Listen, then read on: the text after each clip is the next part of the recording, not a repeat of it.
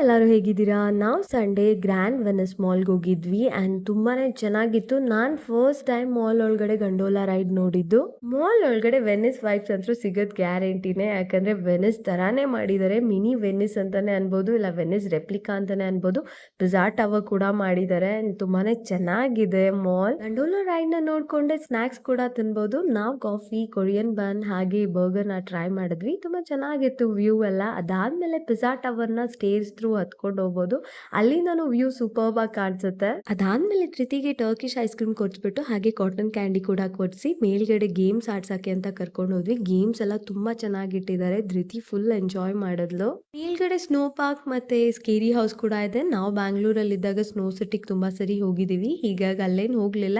And ಚಿಕ್ಕ ಮಕ್ಕಳು not allowed in scary house. And ಅದಾದ್ಮೇಲೆ ಮೇಲ್ಗಡೆ ಫುಡ್ ಕೋರ್ಟ್ ಅಲ್ಲಿ ಫುಡ್ ನ ಎಂಜಾಯ್ ಮಾಡ್ಬಿಟ್ಟು ನಮ್ಮ ಡೇನ ಹೀಗೆ ಸ್ಪೆಂಡ್ ಮಾಡಿದ್ವಿ.